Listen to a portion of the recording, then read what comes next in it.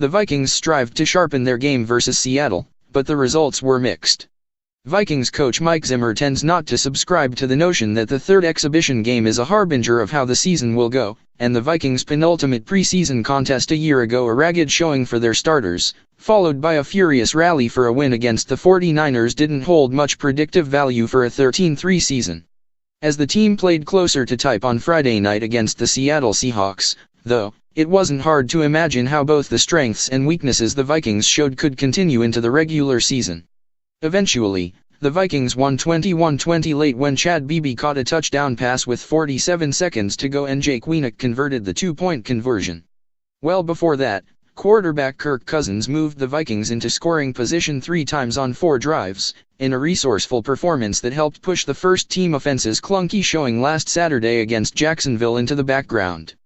The Vikings' starting defense, which has been sharp all preseason, permitted Seattle to run just 3 plays in the first quarter, before allowing a second-quarter TD drive.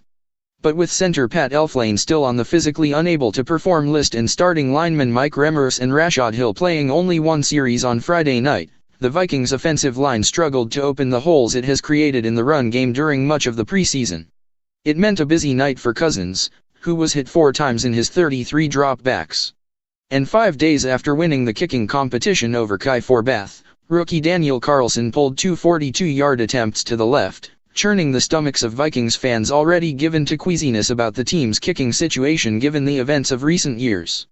The Vikings will finish the preseason on Thursday night against Tennessee, and many of their starters figure to sit out.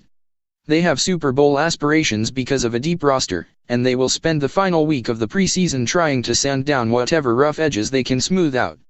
They had planned for Cook to play just a few snaps in what is likely to be his only work of the preseason, and showed a hint of how they might use him when they lined him up in the slot on their first offensive play. He was hit in the backfield on the first carry of his return from last October's torn ACL, and gained only a yard on 2 carries. The Vikings ran 13 times for 27 yards in the first half, meaning Cousins would have to do plenty of work.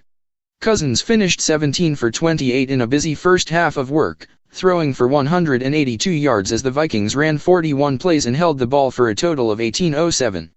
In what figures to be Cousins' final work of the preseason, the Vikings' starting quarterback targeted running backs with 10 passes, looking for Cook once during his 4-play return and targeting Latavius Murray 7 times after that.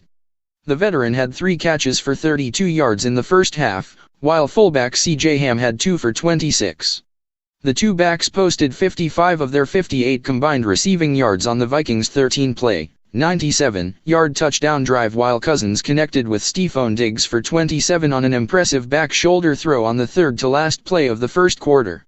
The second quarter began with Bobby Wagner sacking Cousins after coming free through the line on a blitz, though a holding penalty on Shaquille Griffin negated the sack.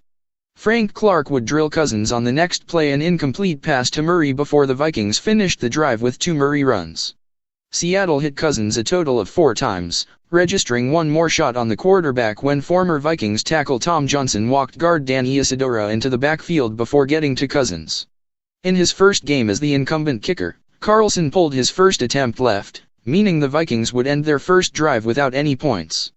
They attempted a 2-point conversion after Murray's touchdown, and when they got in field goal range again toward the end of the first half, Carlson missed left again, drawing a round of boos as he walked off the field.